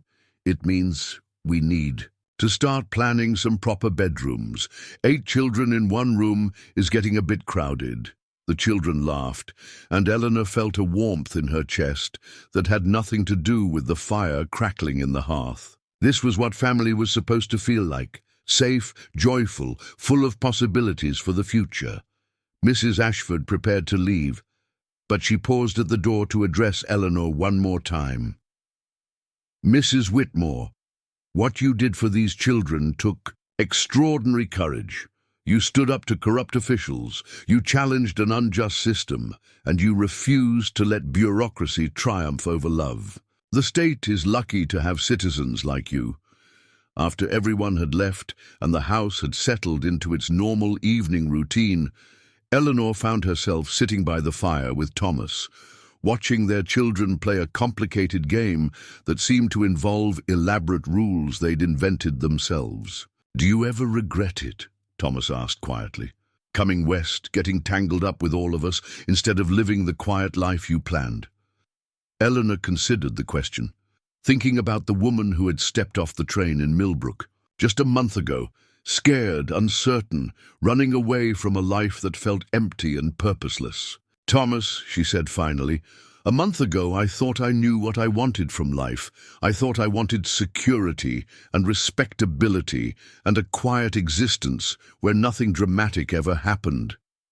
She paused, watching James help Mary with her turn-in. The game, his patience infinite as he guided her small hands. But I was wrong, Eleanor continued. What I really wanted was to matter to someone, to be needed, to be loved, to be part of something bigger and more important than myself. I wanted a family, even though I didn't know it at the time. Thomas smiled, reaching over to take her hand. Well, Mrs. Whitmore, I'd say you got exactly what you wanted, even if it came in a package you never expected. Eleanor squeezed his hand, her heart full to overflowing as she looked around at their home, at the children's artwork on the walls, the extra chairs around the table, the sounds of laughter and conversation that filled every corner.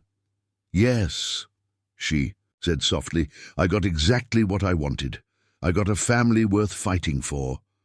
Outside, snow began to fall again, but inside the Whitmore house, warmth and love created a shelter stronger than any storm. 8 children who had once been silent with trauma now filled the air with their voices, and a woman who had come west seeking a new life had found something far more precious, a purpose that would last forever. The battle for their family was truly over, but their life together was just beginning. 1 year later, Eleanor Whitmore stood in the doorway of the new schoolhouse, watching her 8 children file in with the other students of Millbrook.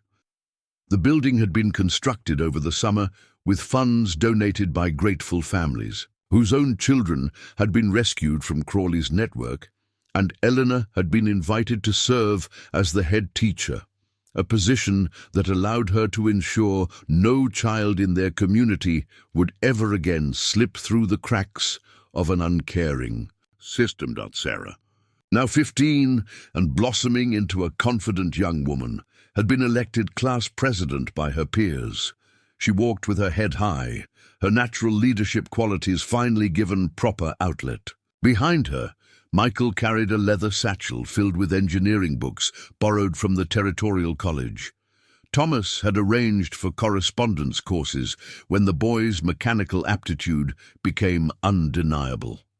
The twins, Thomas and Peter, bounded through the door with their usual energy, but now it was channeled into organized activities rather than desperate survival games. They'd become the unofficial entertainers of the community, organizing school plays and holiday celebrations with the same creativity they'd once used to cheer up their siblings during their darkest days. Lucy and Anna, inseparable as always, had developed into the school's finest artists. Their drawings no longer depicted the harsh realities of abandonment and fear, but instead showed dreams of the future. Lucy wanted to be a teacher like Eleanor, while Anna aspired to illustrate books for children. Mary, now 7 and chattering, constantly to make up for her years of silence, carried a slate covered with carefully practiced letters. Her greatest joy was reading aloud to the younger students, her clear voice carrying the same warmth that had once comforted her siblings in their coldest moments. And James, the littlest one who had nearly died of fever in Eleanor's arms, skipped through the schoolhouse door with a smile that could light up the darkest winter day. At 6, he showed no lasting effects of the trauma he'd endured, though Eleanor knew the healing had been a gradual process that required infinite patience and love. Eleanor's hand moved unconsciously to her swelling belly, where the 9th member of their family was growing. The pregnancy had been a surprise. She and Thomas had been so focused on their adopted children that the possibility of adding to their family naturally hadn't occurred to them. But when Eleanor had shared the news 3 months earlier, the children's excitement had been infectious. "Mama Eleanor," Mary had asked with wide eyes, "will the baby be our real brother or sister?" Eleanor had knelt to the little girl's level, her voice gentle but firm. "Mary, sweetheart, you are all my real children. The baby will just be one more member of our real family." The word mama had stuck, and Eleanor treasured it every time she heard it. She'd never imagined that being called by that simple title could feel like the greatest achievement of her life. Thomas appeared at her elbow, his work clothes exchanged for the Sunday suit he wore to his new position on the Territorial School Board.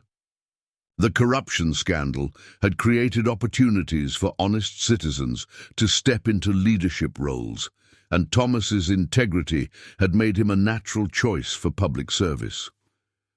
"Nervous about your first day as headmistress?" he asked, though his smile suggested he already knew the answer. Eleanor smoothed her skirts over her growing belly and straightened her shoulders. "Excited, not nervous. Do you know what the best part is going to be?" "What's that?" "Every child who walks through that door will be seen, valued, and protected. No one gets forgotten. No one gets written off as too damaged or too difficult. Every single child matters." Thomas wrapped his arm around her shoulders, his pride evident in his expression. "That's exactly why the school board chose you. You see potential where others see problems." Through the window, Eleanor could see the rest of Millbrook coming to life. The town had changed dramatically over the past year. Mrs. Ashford's investigation had exposed corruption that reached far beyond child trafficking, and the cleanup had brought honest officials and progressive policies that benefited everyone. Sheriff Henderson had been promoted to territorial marshal, his role in uncovering the conspiracy earning him recognition throughout the region. Billy Carson, now 18, wore a deputy's badge and had become something of a local hero. His quick thinking and determination had saved not just Eleanor's family, but dozens of other children across 4 territories. The old orphanage building had been torn down and replaced with a community center where families could find resources and support during difficult times. Never again would children be warehoused in institutional settings where abuse could flourish in shadows and silence. "Eleanor," Thomas said quietly, "there's something I need to tell you. I got a letter yesterday from the territorial capital." Eleanor turned to face him, searching his expression for clues about the letter's contents. "What kind of letter?" Thomas smiled, pulling an official-looking envelope from his jacket pocket. "The kind that says, Eleanor Whitmore has been appointed as the territorial supervisor of child welfare services. The governor wants you to oversee the implementation of new protection policies across all the territories." Eleanor's breath caught. "Thomas, that would mean traveling, being away from the children, from the farm. It would mean making sure that what happened to our 8 never happens to any other child." Thomas interrupted gently. "The position comes with a house in the capital, funding for a staff, and the authority to investigate and prosecute anyone who tries to harm children in this territory." Eleanor looked through the schoolhouse window at her children, now settled at their desks and eager to begin their lessons. Sarah was helping James organize his slate and pencils, while Michael showed Peter how to use the new compass Thomas had bought him. The sight filled her with the same fierce protectiveness she'd felt that first night in the abandoned cabin. "How long would I be gone?" she asked. "The setup phase would require about 6 months in the capital. After that, you could work mostly from Millbrook with occasional travel for investigations." "And Eleanor—" Thomas paused, his voice growing softer. "The children and I would come with you, all of us. We're a family. We don't split up just because of job opportunities." Eleanor felt tears prick her eyes as she realized what Thomas was offering. Not just a career opportunity, but the chance to protect countless other children while keeping their own family intact. "The baby would be born in the capital," she said, thinking through the practical considerations. "With the best medical care available," Thomas replied, "and our children would attend the Territorial Academy, the finest school in the region. Sarah could pursue her interest in politics. Michael could work with real engineers. All of them could have opportunities we never dreamed of." Eleanor pressed her hand to her belly, feeling the flutter of movement from the life growing inside her. This child would never know hunger or abandonment, would never experience the terror of being unwanted. But more than that, this child would grow up in a family dedicated to ensuring no other children suffered those fates either. "When would we need to leave?" she asked. "Not until after the baby is born and you've recovered. The governor understands that family comes first." Eleanor looked out at the schoolhouse full of children, her own 8 scattered among dozens of others, all of them learning and laughing and growing in safety. In just 1 year, this entire community had transformed from a place where vulnerable children could disappear without anyone caring to a place where every child was treasured. But there were other communities, other children who still faced the dangers her family had escaped, children who needed someone to see them, to fight for them, to refuse to let them be forgotten.